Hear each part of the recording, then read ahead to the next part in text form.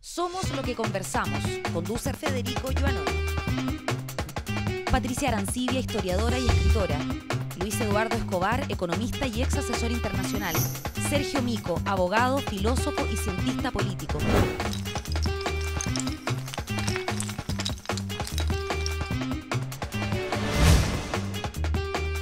SQC. Somos lo que conversamos. Hola, ¿qué tal? Aquí estamos en Somos lo que conversamos, SQC, desde la Universidad de Talca, nuestro auspiciador y anfitrión, en su sede de Santiago.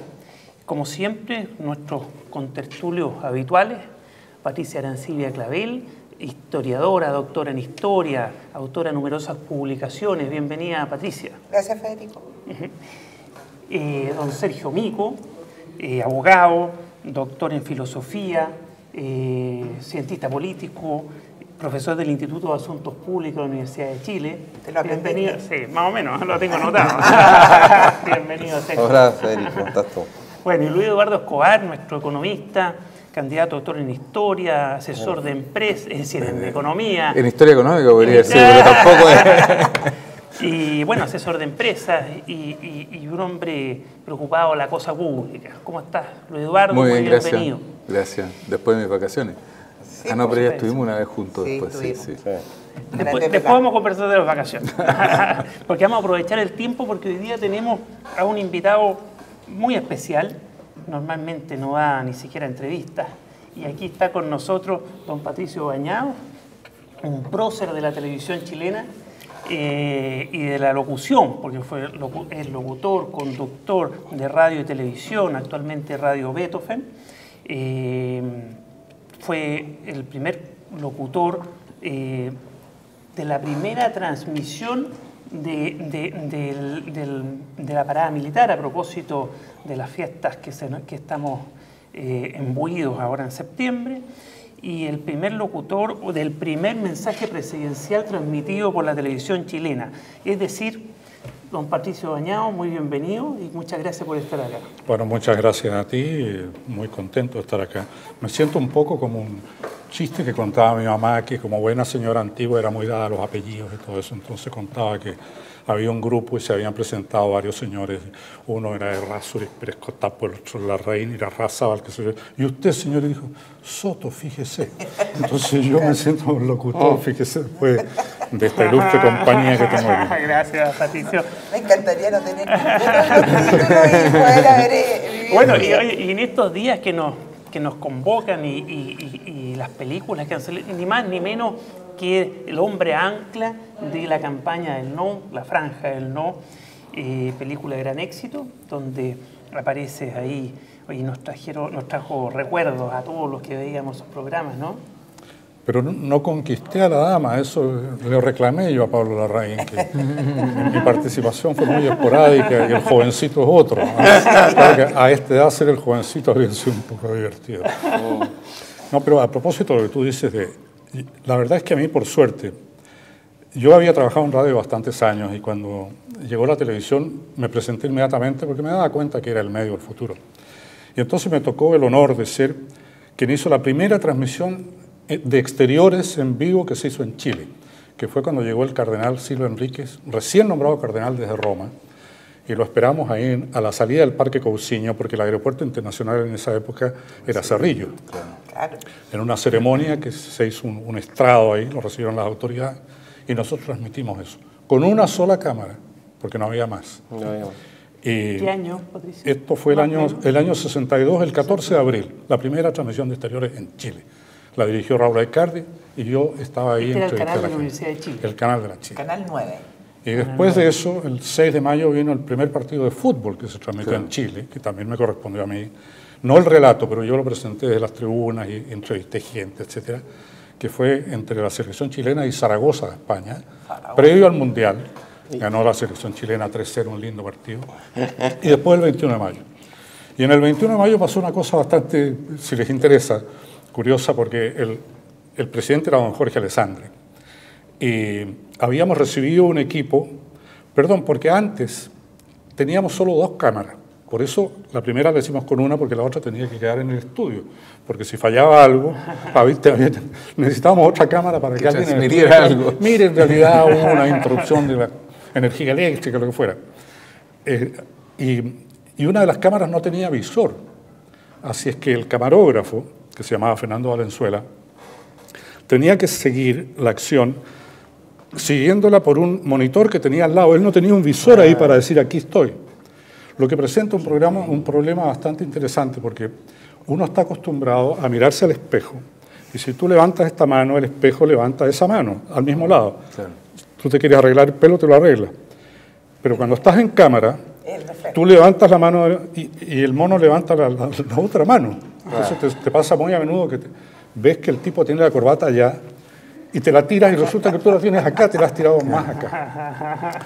Pero para el 21 de mayo ya teníamos unas cámaras, pero las cámaras no tenían zoom. Entonces la única manera de aproximarse a un objetivo era avanzar con la cámara. Claro. Y empezamos desde el fondo del salón de plenarios del Congreso aquí en Santiago, con el gran angular, desde el fondo del pasillo, el Congreso pleno lleno, y don Jorge ya empezó su discurso y había que aproximarse a él. Las cámaras en esa época tenían una especie de tubo así, con el cual veía en la pantalla, porque habíamos recibido equipos nuevos, el camarógrafo veía la pantallita. Pero el camarógrafo se fue acercando, porque le dijo, te vas cerrando en don Jorge, se fue acercando con los fonos puestos y concentrado en el cuadrito, y además nervioso, porque era la primera vez que se transmitía esto, no se dio cuenta que le estaba respondiendo las órdenes a Raúl a grito pelado, porque siempre les dicen, un poquito más a la derecha, dale aire, que se alcance a ver la bandera, cuidado que está apareciendo el vaso de agua, esa cosa. Y él está, claro Raúl, es que entonces, no, es que me va a entrar. Y ya estaba topando el estrado de don Jorge. Y de pronto don Jorge se agacha hacia la cámara, por favor, señor. Patricio, hablemos un poquito después dejamos el programa del No y la Franja, pero hablemos un poquito de televisión. Actual. Yo le he leído un par de columnas que ha escrito al respecto, muy críticas. ¿Qué es lo que nos querría decir ahora como resumen de su impresión de la televisión hoy y del rol que cumple o que no cumple? Es para largo la cosa. Los presidentes, don Jorge Alessandri primero, que entregó la televisión a las universidades, fue porque comprendía la importancia que tiene un medio tan potente que entra a las casas con imagen y sonido. Y pensaba que esto no se podía entregar totalmente al juego de los intereses comerciales. Por eso permitió que solo a las universidades. Y después el presidente Frei Montalva, al crear Televisión Nacional, quiso crear también una televisión de servicio público. Para decir que el nacimiento de la televisión en Chile fue con una finalidad, por ponerle algún nombre, didáctica. Y al decir didáctico, yo no quiero decir que haya que dar clases y transmitir óperas, sino que haya un contenido siempre vigilado, de que al público se le tiene que estar levantando en lo posible el nivel cultural y no bajando. Eso con el tiempo yo encuentro que se ha perdido totalmente como orientación de la televisión. Y para mí la televisión actualmente peca mucho más por lo que no hace que por lo que hace. Habrá programas que le parecen objetables a una persona, a otro, habrá cosas que efectivamente son objetables de repente, pero el problema no es tanto eso como lo que no hace la televisión. Los programas que no hay para informar a una nación con un medio que llega a todo el país durante 24 horas del día. Y eso es algo... Sí, perdón. Bueno, es que si tú conversas o lees las entrevistas que se han hecho a algunos directores de televisión, ellos te dicen lo siguiente: esto es lo que quiere el público. Y lo que quiere el público es farándula, quiere sangre, quiere sexo, quiere trago, quiere cosas buenas, obviamente. Pero el tema está que esto es una rueda. Entonces, la opinión pública no se le da otra cosa que cosas entretenidas, más hacia los sentidos. Entonces, se frenan, y cuando pones algo un poco de un nivel cultural un poco mayor, obviamente la gente ya se ha acostumbrado al otro. Entonces, ¿cómo rompemos? Es la pregunta, digamos. ¿Cómo rompemos esta rueda maldita, diría yo, que nos impide tener una buena televisión. Y en esa línea, sobre todo por esta fecha y hablando con usted, don Patricio, que el rostro del no, de la recuperación de la democracia y en septiembre, Camilo Enríquez, está su imprenta ahí en la Biblioteca Nacional, él escribió cosas bellísimas sobre la importancia de la libertad de expresión y justamente hablaba de esta función de formar, de hacer ciudadanía. Estaban haciendo la república, la gente la única virtud que se les había enseñado era que tenían que obedecer al monarca y punto. Se trataba de enseñar a la gente a ser libre. Todo eso se perdió, pareciera ser. En alguna parte, mire, usted señala los intereses comerciales, por una parte, ¿no? Patricia está planeando lo otro, ¿no? Escuchaba a un amigo que para subir el rating hay que bajar el nivel y pareciera ser que hay algo de cierto en eso. ¿Pero hay alguna democracia que haya podido superar esta tendencia a hacer de la televisión algo más bien entretención y comercio? Bueno, yo primero que nada quiero decir que estoy totalmente de acuerdo con lo que dijo Patricia, ¿eh? Que se crea un círculo, porque una cosa es lo que a la gente le gusta y otra cosa es que el gusto también se educa. Entonces, cuando uno solo le da ciertas cosas a la gente, termina por gustarle eso. ¿Qué otra cosa le va a gustar? Se acostumbra a eso, le extraña otra cosa. Ahora, en general, en este país, cuando se han dado programas de calidad, han tenido éxito, ¿no? Hace muchos años me acuerdo que se dio una transmisión del Lago de los Cisnes del Teatro Municipal y fue un éxito absoluto. Se preparó, claro, se le hizo publicidad, porque aquí iba a haber un partido de fútbol y resulta que los canales de televisión le dedican horas, las radios principales le dedican varias horas cada día. Bueno, pero hay un apoyo tremendo a eso. Entonces, viene el día de mañana, no sé, Pavarotti a cantar y si nadie lo dice, pero si se prepara efectivamente a la gente, también llenan estadios. Pavarotti llenó el estadio de Concepción, una vez que vino Plácido Domingo a cantar en la Plaza de Armas, no cabía la gente. Así es. Entonces, de hecho hubo 2 funciones, creo. Así es, sí. Este es un círculo vicioso, como dijo Patricia, que a la gente se le da lo que le gusta, pero a la gente termina por gustarle lo que se le da, ¿no? ¿Si te ocurre cómo romper este ciclo? Bueno, es la pregunta del millón, ¿eh? Claro, pero lo que pasa es que requeriría verdaderamente de un grupo de personas, no una persona, tal vez una generación, que meditara bien esto, con un buen sentido de las comunicaciones, porque hay una cosa indudable. La televisión es un medio masivo, tiene que entretener. Aquí no puede salir un señor a dar una charla universitaria, como en una aula universitaria. Eso no es televisión. Claro. La televisión es masiva.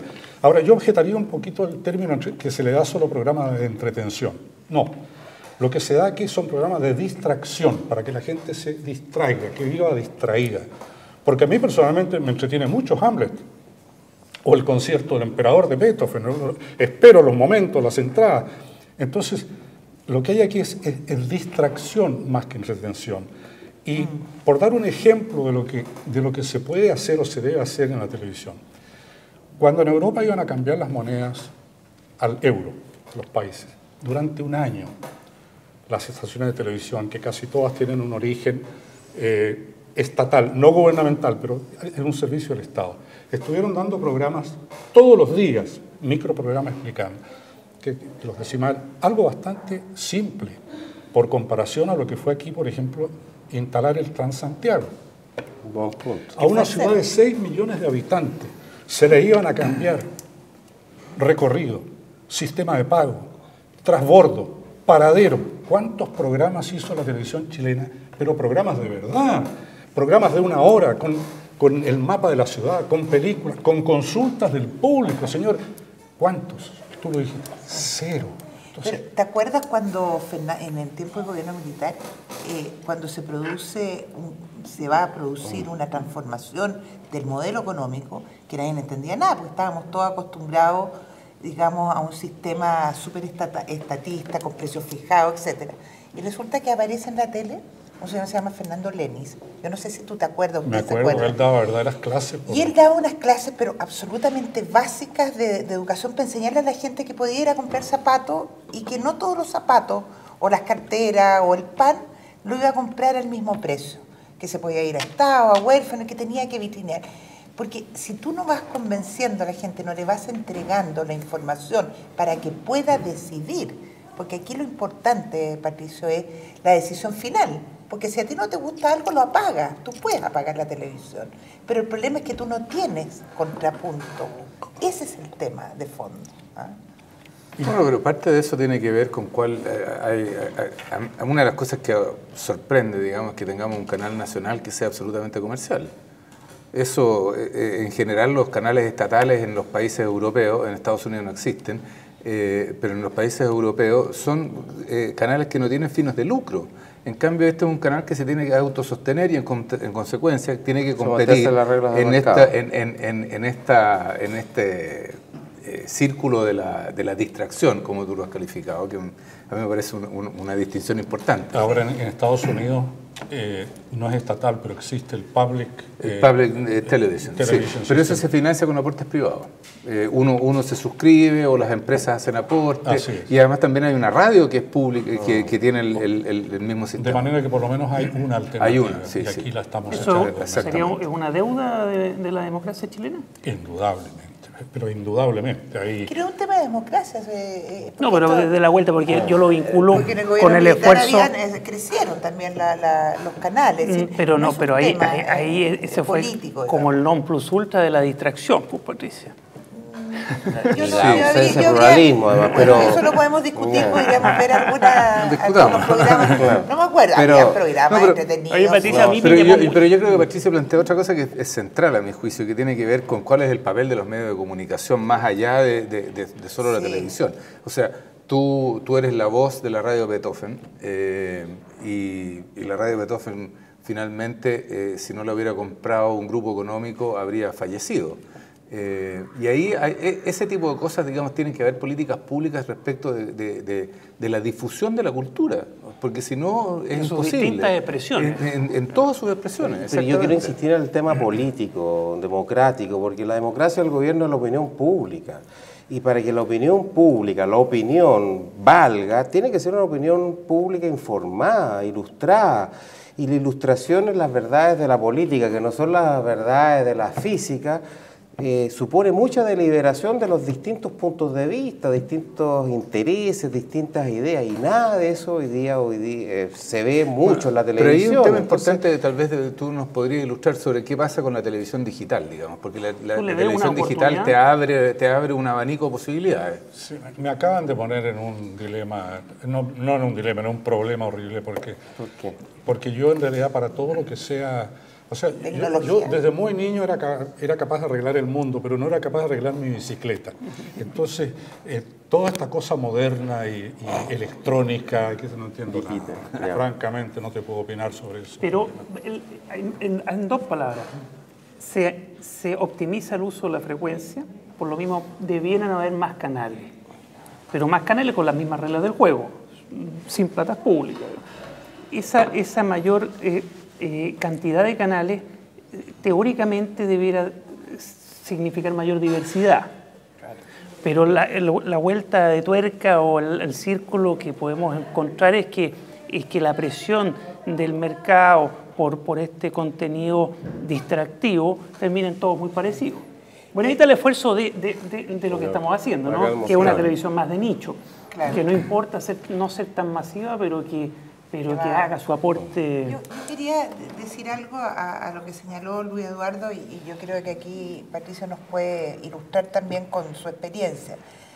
Yo nunca he creído que la cultura, entendida en los términos más amplios, la cultura tenga que quedar en manos del Estado. La cultura somos todos.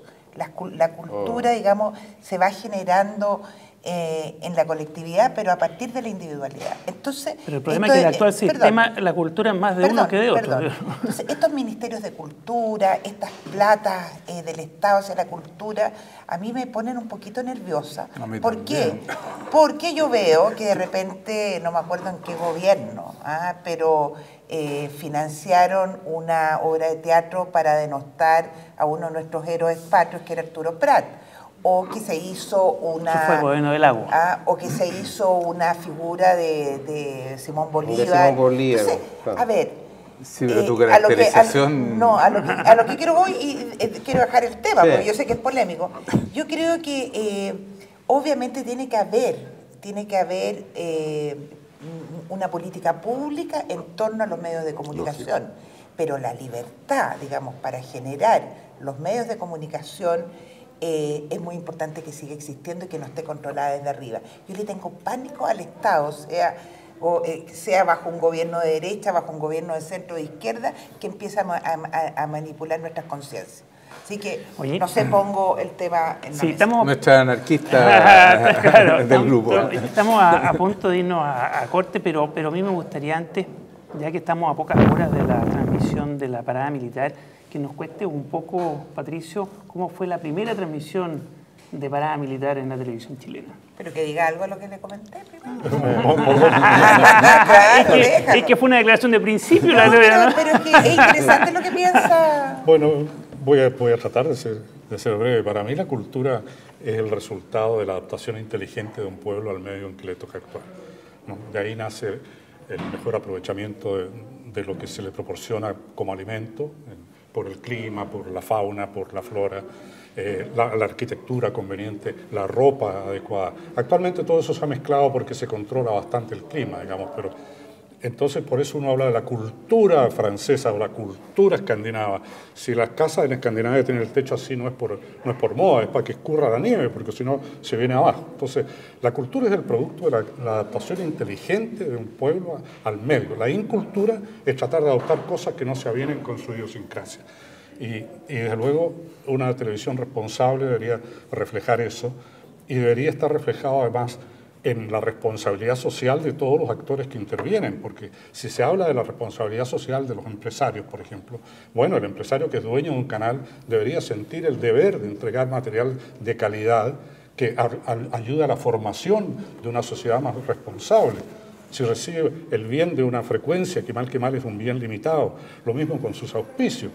De manera que este es un fenómeno bastante complejo y deberían haber también entonces productores, libretistas, etcétera, directores, que se interesen por esto para crear televisivamente, entretenidamente, programas que dejen algo a la población. Porque, repito, la televisión no puede latear. Y repito, además, cada vez que se ha hecho un programa de contenido debidamente, bien trabajado, con presupuestos adecuados, ha tenido una excelente respuesta del público. Es una falacia eso que si se le da algo de calidad, no lo ven.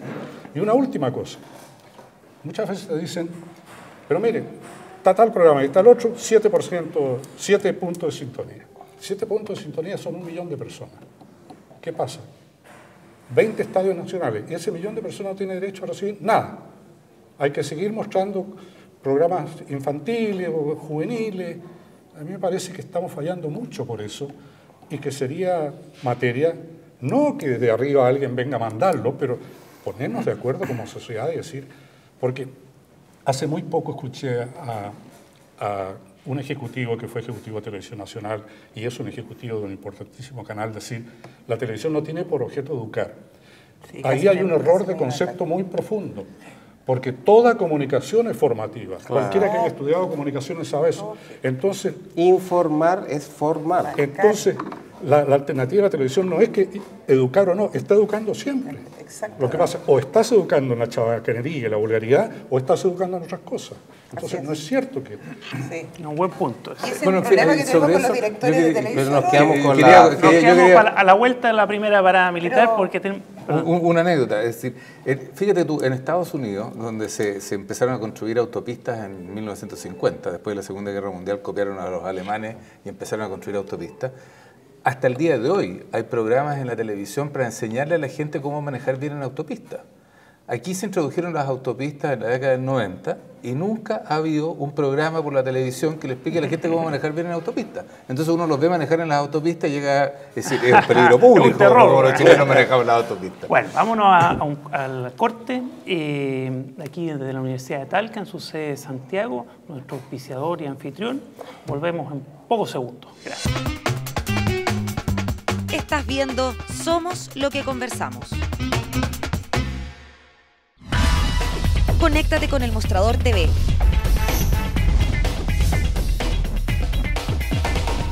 Búscanos en Facebook. Síguenos en Twitter. Comparte nuestros videos. Y revisa nuestra web. mantenemos conectados a ti gracias a las redes. El Mostrador TV.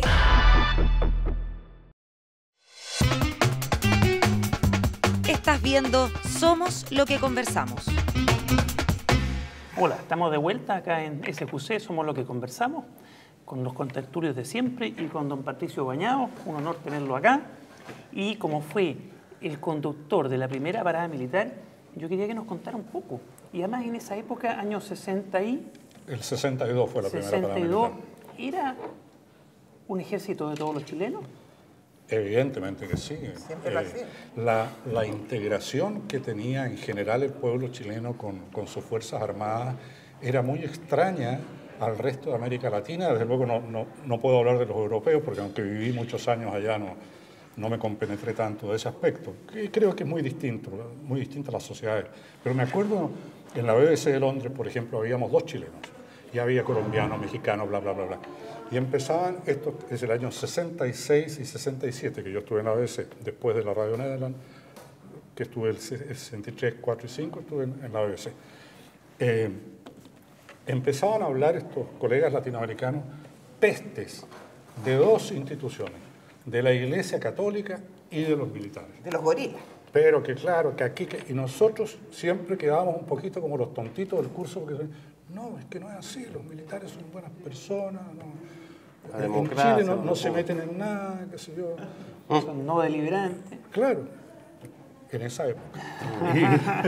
Y bueno, pero Lo habían sido en el 31, Es decir, ese fue... y lo habían sido en el 24, Sí, y siempre siempre han sido deliberantes. bueno, sí, Pero- pero en la trayectoria de mi vida, digamos, yo nací en el año 35. Ya, ahí estaba Yo ya. había vivido en que los presidentes terminaban su mandato, elegían al otro, bla, bla, bla, bla, bla, bla. y los Funcionaba militares todo no se muy metían bien. para Sí, nada. fue en el periodo más... militares ausentes. Y esa era Sí. Y eran muy queridos. Entonces, Y eran muy queridos. Esta transmisión, Vivían en gueto. esta transmisión de parada militar debe haber sido muy agradable de transmitirla. Bueno, es que, mira, aquí, mi padre peleó en la Revolución del 91 por Balmaceda, Ay, imagínate. en el ejército. Teniente de línea le llamaban, porque parece que había teniente no sé qué. Y perdieron, claro. Y después entró a la Marina y llegó a capitán de fragata en la Marina. Después se salió y fue senador y fue ministro. Fue ministro de Arturo Alsina y Palma, fue senador por Don Santiago. Julio senador. Bañado Espinosa. Julio Bañados Espinosa era tío de mi padre. Mi Ah, padre ya, era porque Guillermo qué emoción. Bañados Honorato. Ya. Y entonces yo siempre tuve contacto con el mundo militar. Conocía sus grados de solo mirarle las charreteras, los manejos, sé bien lo que es encajonar la banda, lo que es el tambor mayor, cómo se hacen los manejos, que no es cuestión de decir presenten armas, sino que esto tiene un cierto protocolo. Entonces yo sabía mucho aparte de eso, que al lado de mi casa vivía el general Meirelles, general de ejército, cuyo hijo también fue general y que es de mi misma edad, murió, pero éramos íntimos amigos. Y yo iba siempre a la parada militar, de manera que yo tenía mucho conocimiento sobre la parada militar. Y Era un cuando- evento cívico potente. Pero claro, y además disfrutado por el pueblo, el desfile posterior en la Alameda, con las calles marginadas, esperando que el tambor mayor lanzara la guaripola Se arriba. podía antes, ¿te claro, acuerdas? Claro. oficiales que a veces desde el caballo le hacían el saludo con el sable, porque lo llevan aquí, ¿no? Pero cuando lo bajas, lo subes aquí y lo bajas, es un saludo. Saludaban a veces a la gente con eso. Era una cosa muy integrada. Una fiesta. Claro. Y Fiesta cívica. ahí teníamos ya, después del 21 de mayo, ya teníamos 3 cámaras y se transmitió más o menos, no estaba pavimentada la pista de... Ah, el Cuando, tierral era- cuando llovía quedaba el barrial, pero ese día estaba lindo, con sol, y curiosamente estaba filmando la parada militar para sí mismo Charles Aznavour.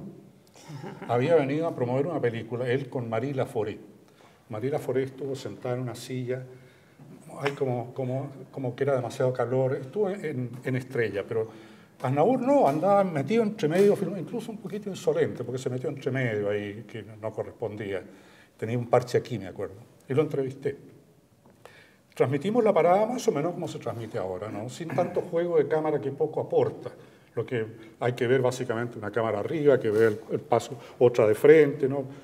Para ver el encajonamiento de la banda. Y posteriormente, eso sí, la cámara de arriba, Raúl la dio vuelta hacia el parque Y yo entrevisté a gente que estaba disfrutando de sus asados y tomando chicha, etc. Una fiesta cívico-militar. Eso que tú lees, que tú leías, porque yo después te escuché muchas veces en paradas militares, perdón que haga la pregunta de ignorante, nunca cambia, siempre es la misma lata. No será posible que en el mundo militar o en el mundo de la locución a alguien se le ocurra decir cosas un poquito más interesantes sobre los regimientos que van pasando. ¿Te fijas que es un poquito latero? Bueno, la mayor parte de lo que se decía en la parada militar, en todas las transmisiones que yo hice ahora, porque hice como 15 años pero mucho. La transmisión, el que habla constantemente es el locutor del ejército, después el locutor de la Marina, después el locutor de la Fuerza Aérea y el locutor de Carabineros. Y mi intervención era muy breve. Yo presentaba cuando había algún bache y creía que se necesitaba explicar algo, porque además yo tengo esa formación, que la televisión es televisión, no hay que estar hablando todo el tiempo, ¿no? Es como la gente lo ve. Como los relatos de los partidos de fútbol. Yo no consigo que diga, ahora pasa la pelota hacia la izquierda pero se cae, pero si uno lo está viendo, ¿no? Uno lo que tiene que decir es otra cosa. Hace mucho calor, por ejemplo. Eso no lo sabe el espectador, ¿no? O hubo un grito desde un sector de la galería, por eso el jugador se distrajo. Agregar estos detalles. Entonces la parada militar, yo lo que hacía hasta la última que hice, antes que me echaran durante el gobierno, al final del gobierno de Lago me echaron. ¿Por qué te echaron? ¿Se puede saber? No, me echaron nomás. Pero sí, la Concertación tenía una fuerte aversión hacia mí. Yo le caía muy mal a la Concertación. Entonces, pero ¿cómo se apenas tu imagen? Pero tú eras la imagen del no en la franja. Del no, pero... Es decir, no solo la imagen, fue un aporte fundamental. Pero eso no significa, digamos, que me tuvieran simpatía, porque yo no pertenecía a ningún partido político.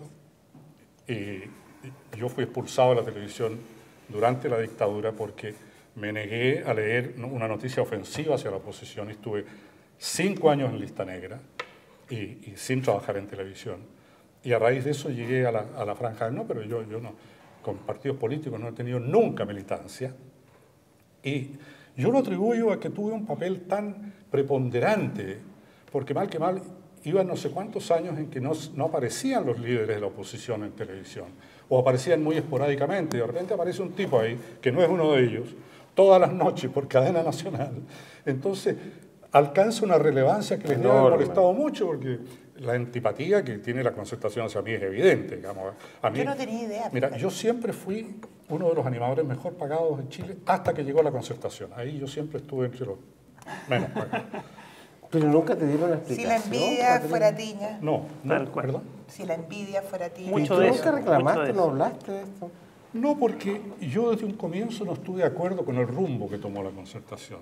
¿En qué sentido? Un mes después de bueno, yo creía que venía una cierta modificación al esquema dejado por la dictadura.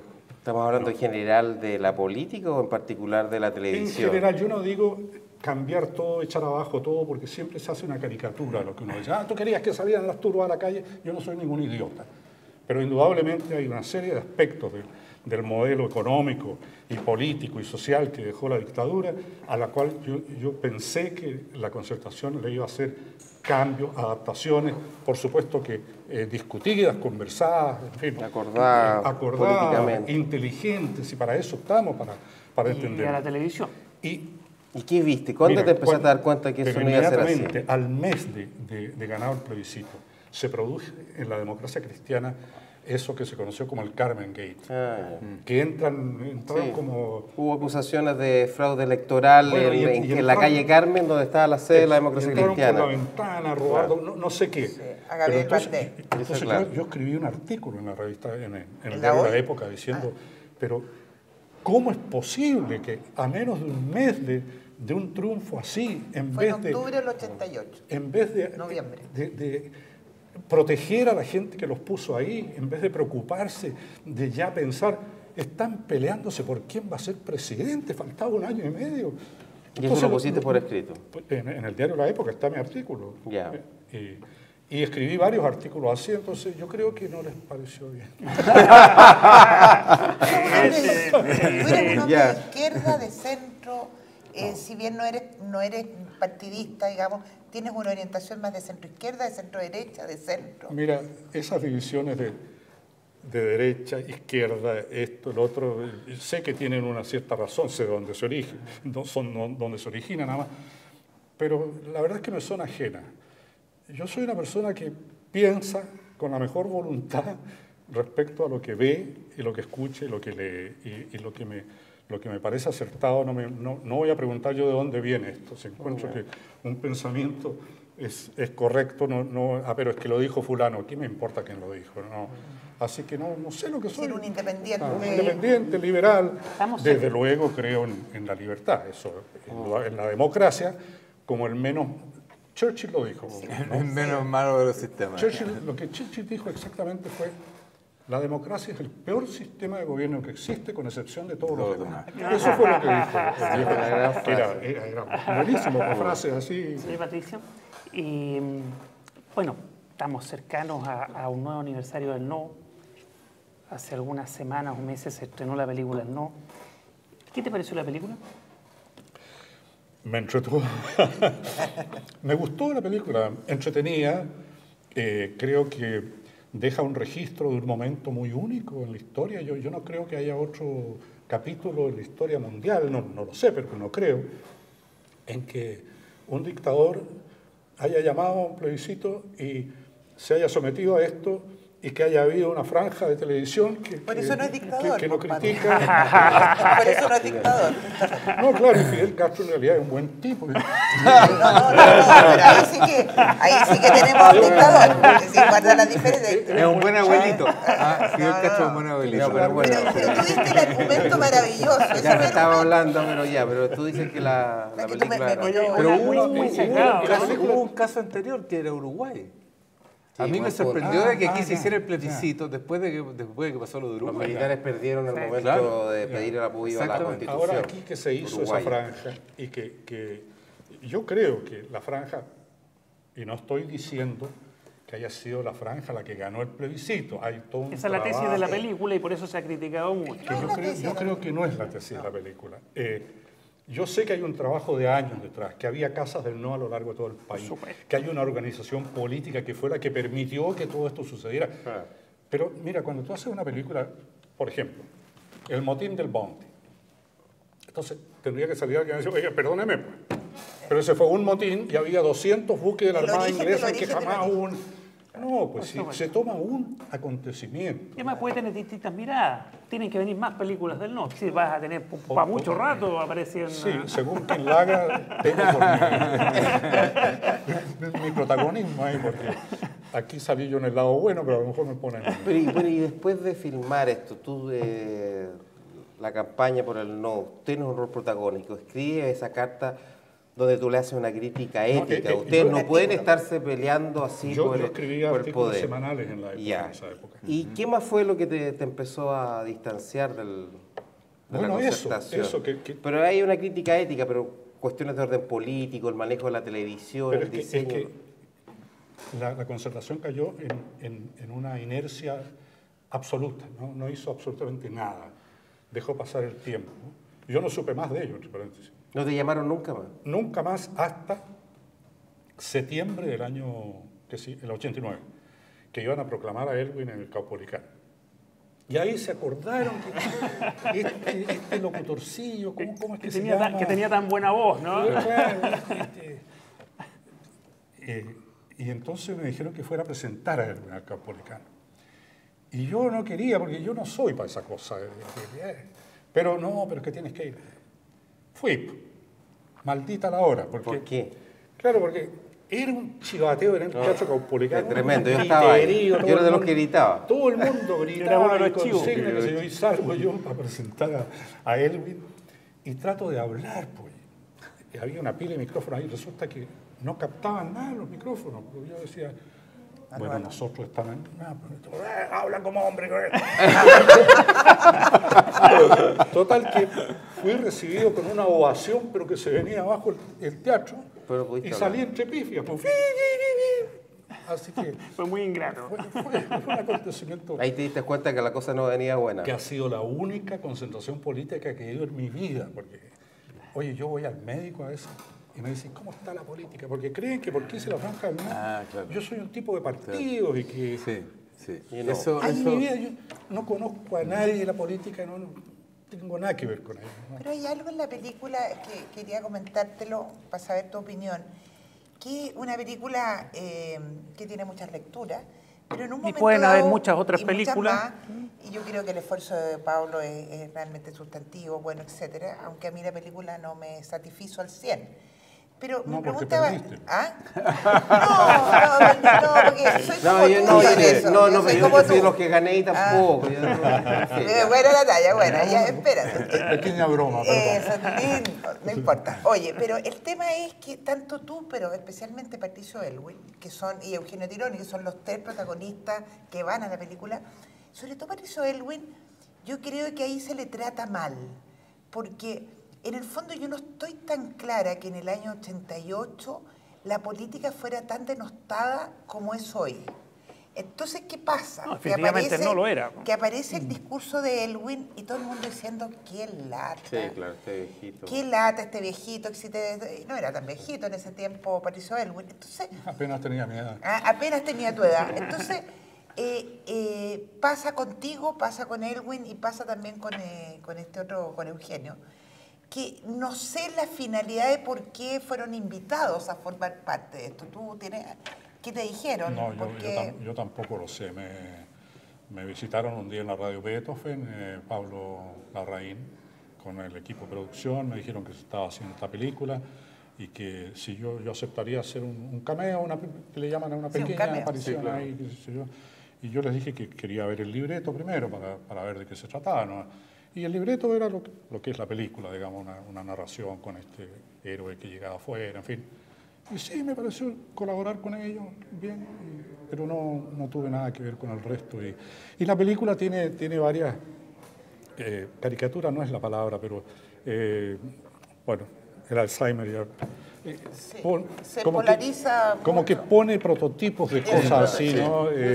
Un poquito al hachazo. Eso es muy, Claro. muy propio de Claro, porque también en una película, ¿cuánto puedes meter tú? cuánta No, va a ser muy complejidad, cuánta sofisticado, complejidad. sí. No, a mí Sí, eso los a mí no- ministros del Interior, Genaro Aragá, que era por el lado del no, junto con... no me Con acuerdo, Gabriel Valdés. Con Gabriel Valdés, Estaba digamos, es una fusionado mezcla un poco pelado extraña. ñeco ahí. Pero para el lado del gobierno militar, yo te diría que Sergio Fernández no estaba diciendo garabato, es lo más Que sería Badel, que dices sería tú. Badel. Entonces de repente no calzaban los personajes, pero yo entiendo Sí, pero que la son idea para fue ser más generar entretenido prototipos también. para hacerlo más Prototipo. entretenido. Pero pasemos de la ficción a... Sí. A la realidad. Oye, lo que sí rescata la película es esa cosa epopélica, ¿no? Y es bonito eso, además lo que lo vivimos en ese momento. Pero yendo a la realidad, como dice Sergio, Patricio, ¿cuáles a tu entender son las deudas de la concertación que ganó con el esfuerzo de muchos y el tuyo muy importante, ¿cierto? ¿Qué deudas al día de hoy, veintitantos años después, te surgen? Mira, no quisiera entrar en detalles. En primer lugar, porque no tengo la preparación como para hacerlo debidamente documentado. ¿No? Yo no soy un economista, no soy un político. Pero principalmente, diría yo, a grosso modo, lo que pasa es que la concertación se integró a un núcleo de poder en que hay un matrimonio entre la política y la economía, un matrimonio, y en que es indistinguible la derecha de la izquierda o la alianza de la concertación, como la quieras llamar tú.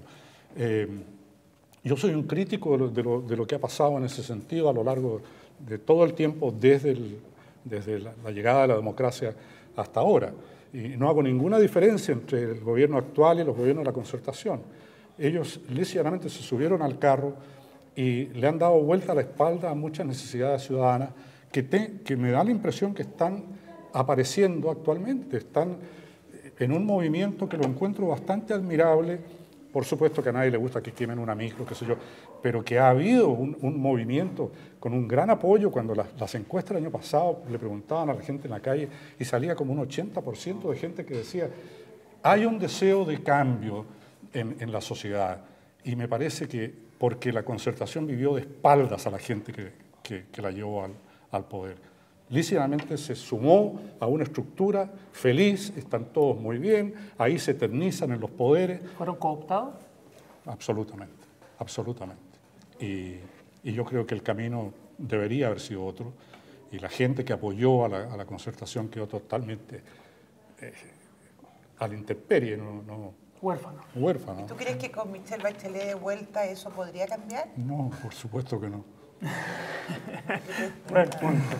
Oye, vamos a tener que cortar ya, pues irnos, pues no hemos entretenido tanto. Bueno, pero déjenme pedir disculpas. Estamos recién empezando. Estamos recién empezando, vamos a tener que hacer otro, ¿no? Porque parte 2. Si no, me van a retar. Continuará. No, continuará. Patricio Bañán, muy agradecido a tenerlo aquí con nosotros, ha sido un privilegio. Nos hemos entretenido tanto que se nos hizo muy corto.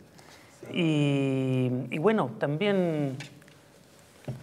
No, para mí ha sido muy grato compartir contigo, conocer tu pensamiento porque no lo conocía. Me alegra que seas tan crítico de la concertación. Te la estoy respondiendo. No así. No, pero yo tomé esa parte, digamos, y no estoy más que omitiendo la otra. Y no, muy grato, y ojalá pudiera, perdón que haga la propaganda de mi propio programa, pudiera invitarte ya a mirar el pasado en Cita con la Historia. Muchas gracias. Teniendo tanto pasado como el que tengo yo ya. Bueno, yo quiero agradecerles también porque me han interrumpido muy poco. De eso se trata.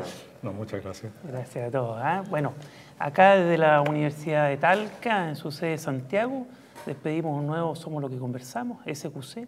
Muchas gracias.